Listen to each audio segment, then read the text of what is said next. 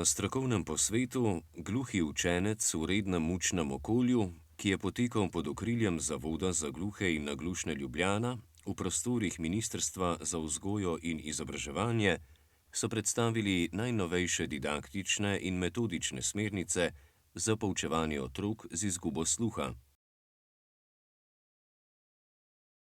Oblikovali so jih v okviru mednarodnega projekta Trap Up, v katerem so sodelovali strokovnjaki z področja izobraževanja učencev z izgubo sluha iz 4 držav. Mednarodni znanstveni projekt Trap Up pomeni Transnational Upgrading Project. Namenjen je vsem, ki se ukvarjajo s poučevanjem gluhega oziroma naglušnega učenca. Največkrat bodo verjetno po teh gradivih posegli učitelji v rednem učnem okolju in v tem projektu bodo lahko spoznali, kaj je to gluhota, kaj gluh učenec potrebuje, kakšno učno okolje potrebuje, kakšno prostorsko okolje potrebuje, kakšno tehnologijo, kakšne učne materiale mu na začetku lahko ponudimo. Če je na primer na neki drugi šoli, pa je učitelj na drugi lokaciji, bomo tukaj dobili vse informacije, kako pripraviti učno okolje za učenje na daljavo. To je evropski projekt, v njem sodelujejo 4 države. Država voditeljica je Danska, partnerice v tem projektu smo pa še Finska, Nemčija in Slovenija. Danska je pripravila spletni seminar, ki predstavlja eno osnovo znanja za pristop k gluhemu učencu. Nemčija je prispevala vse prostorske pogoje za pripravo ustreznega učnega okolja. Finska je pripravila vse, kar potrebujemo za poučevanje na daljavo. Slovenija je prispevala pa didaktične in metodične materiale. V okviru projekta je nastalo učno gradivo Me razumeš avtoric Katje Krajnc, Mete Štampek in Simone Zupan-Šmigič, učiteljic in strokovnih delavk na ZGNL. Doslej so izšle 3 stopnje za 1. razred osnovne šole, 4. pa je tik pred izidom.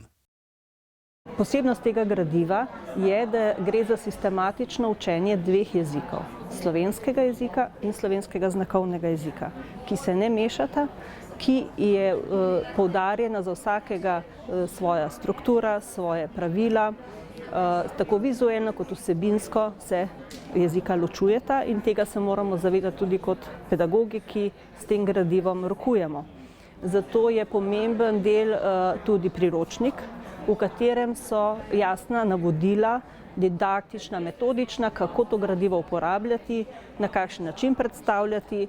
Potem so opisane, katere slovnične prvine so pri kateri vsebini upoštevane, tako v slovenščini kot v znakovnem jeziku.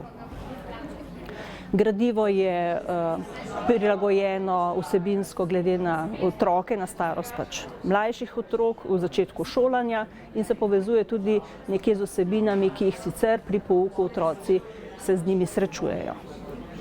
Kot sem rekla, da v prvi vrsti je namenjeno gluhim, vendar pa ta del, kjer je samo slovenščina, je pa namenjeno lahko tudi vsem otrokom, ki se srečajo s slovenščino kot s tujim jezikom ali pa z otroki z drugimi težavami v govoru in razvoju, kjer morajo jezik slovenski bolj sistematično se učiti.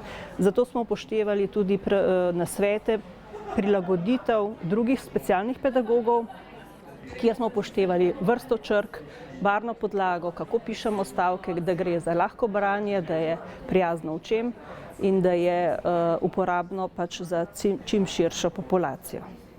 V sklopu projekta Trap Up, mednarodnega projekta, je to naše gradivo bilo prevedeno tudi v angleški jezik ter v mednarodno kretnjo. To pa zato, da se druge članice tega projekta iz tega angleške verzije lahko prilagodili in prevedli materijale v svoje jezike, se pravi v svoj znakovni jezik in v svoj govorjeni jezik.